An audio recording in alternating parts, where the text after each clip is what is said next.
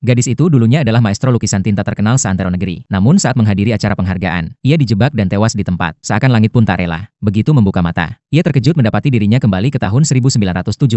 Saat itu suara gaduh terdengar dari luar pintu. Ia pun bangkit dan keluar untuk melihat. Sang ibu terkejut melihat ia bisa bangun dari ranjang. Tepat saat itu, ingatan pun mengalir masuk ke dalam pikirannya. Ternyata pemilik tubuh ini ditabrak mobil saat pulang ke rumah. Sudah terbaring selama setengah tahun. Barulah gadis itu sadar. Dirinya kini berada di tubuh seorang anak dari keluarga intelektual tinggi era 70-an. Tiba-tiba terdengar ketukan pintu yang keras dan terburu-buru. Begitu ayah membuka pintu, kapten dari Biro Keamanan langsung mendorongnya dengan kasar. Dingin berkata bahwa ada laporan. Menuduh keluarga mereka korupsi uang negara. Seluruh keluarga harus dikirim ke desa untuk direformasi. Dalam 3 hari harus membagi harta keluarga. Setelah bicara langsung berbalik pergi. Hati sang ayah langsung gelisah. Teringat bahwa kalau anak perempuan menikah, maka secara hukum bukan lagi anggota keluarga. Mungkin bisa selamat dari bencana ini. Keesokan harinya ia langsung minta tolong seseorang untuk menjodohkan. Pihak pria bekerja di kota. Kedua orang tuanya tinggal di kampung. Gajinya $100 per bulan. Sudah dapat jatah rumah dari tempat kerja. Awalnya orang tua gadis sangat puas. Tapi begitu melihat luka di tubuh pria itu, wajah mereka langsung berubah. Tak disangka gadis itu justru tidak peduli. Bahkan mulai menyukai pria itu. Ini memang tipe pria idamannya. Apalagi setelah menikah tak perlu tinggal serumah dengan mertua. Ia makin senang. Namun sang ibu masih menggeleng. Merasa pria itu tak cukup tampan. Sang kakak juga ikut mendukung sang ibu. Tapi gadis itu justru jatuh cinta pada pandangan pertama. Khawatir pria itu ragu karena masalah keluarga. Ia langsung menjelaskan semuanya dengan jujur. Tak disangka pria itu sama sekali tak ambil pusing. Langsung berjanji akan segera mengajukan permohonan pernikahan. Sementara di sisi lain, komandan unit tempat pria itu bekerja mulai khawatir pernikahan ini akan mempengaruhi masa depan pria itu. Tapi ternyata pria itu sudah bulat tekadnya. Bahkan karena takut menakuti gadis itu, ia sengaja menyembunyikan jabatan aslinya. Melihat pria itu begitu serius, komandan akhirnya menyetujui. 2 hari berlalu dengan cepat. Tapi pria itu belum juga membawa surat permohonan pernikahan. Keluarga gadis pun mulai gelisah. Tiba-tiba, kapten keamanan kembali datang ke rumah, lalu menunjukkan surat penggeledahan, mengatakan bahwa ia akan melakukan pemeriksaan. Sang ayah buru-buru mencegah, namun langsung didorong oleh kapten dengan kasar. Melihat kejadian itu, gadis itu segera berkata akan pergi ke kantor kelurahan untuk mengadu. Tapi wajah cantiknya justru membuat kapten timbul niat jahat. Dengan alasan mencari barang terlarang, ia mengatakan harus menggeledah tubuh gadis itu. Mendengarnya, gadis itu langsung mengambil gunting di samping untuk membela diri. Saat situasi semakin genting, pria itu akhirnya tiba tepat waktu.